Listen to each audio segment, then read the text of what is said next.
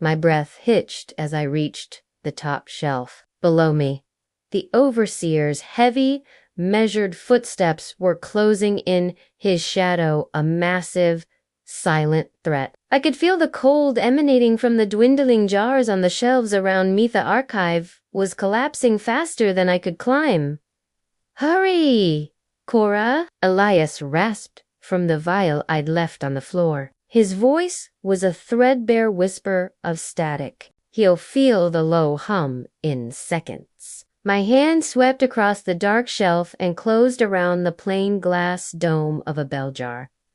It was cool, smooth, and utterly silent. There was no label, no glow, nothing to indicate what power it contained. I scrambled back down just as the overseer came to a stop, standing directly over Ilias's tiny vial, his immense hand hovering. He could crush the last remnant of the ocean, the city's power in a single heartbeat. "You have failed your sacred duty, Weaver," the overseer rumbled, his voice cold and flat. "The last sound of the sea is gone. The city will fall silent. But I will retrieve the last hum, and I will be the one who decides its final use." I planted my feet firmly on the floor, holding the bell jar like a grenade. "If you take that vial, you get nothing. I'll break this first." The overseer didn't flinch. "You won't. You cannot destroy a sound. That is the Weaver's first law." "Then you don't know my grandfather," I snarled, and slammed the bell jar onto the floor of the vault. It didn't shatter. The heavy glass dome merely flipped onto its side, and the sound it had contained spilled out into the vacuum of the vault. It wasn't a roar. It wasn't a crash. It wasn't the wind or a train or a laugh.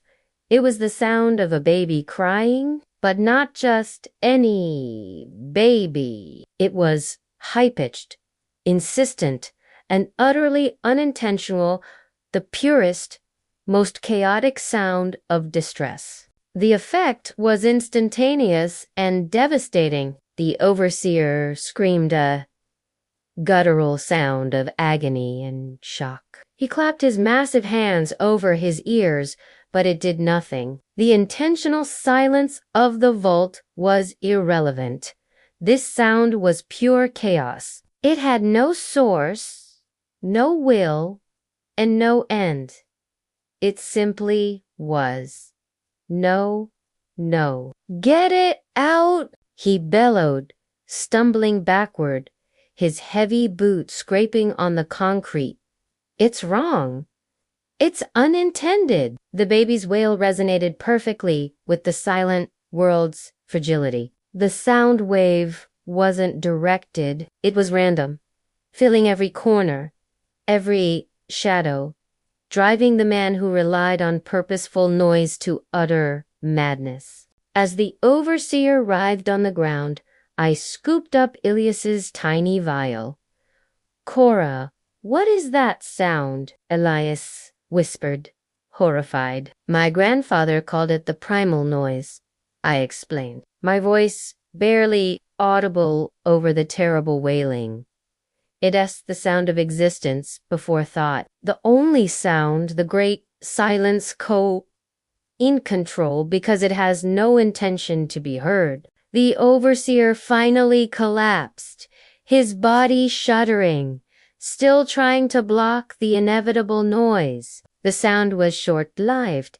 However, as quickly as it had erupted, the primal noise began to fade, dissipating into the vacuum just like the ocean, but leaving behind a far more lethal residue, pure disorientation. Silence returned, thick and absolute. The overseer was on his hands and knees, clutching his head, completely vulnerable. I had saved Elias, and I had neutralized the threat, but I knew I couldn't stop here. The entire archive was still collapsing, drawing closer to total silence. The city above was on the brink of freezing. I looked at the shelves of fading jars. The last records of birdsong, rustling leaves, and the honking of traffic. All were moments waiting to be erased. Elias, I said,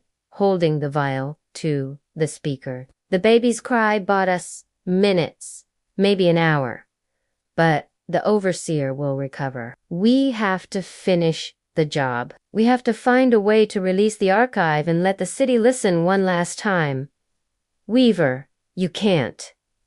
Elias argued. That will destroy the generators. The cold will kill everyone. They're going to die in silence and darkness. Anyway, I countered.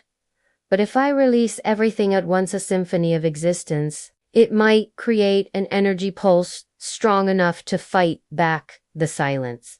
And at the very least, the people will hear what they lost one last time. My eyes scanned the vault, looking for the main power conduits, the nexus point where every sound jar was wired to the city grid. I knew exactly where the ultimate sacrifice had to be made. Where is the master fuse, Elias?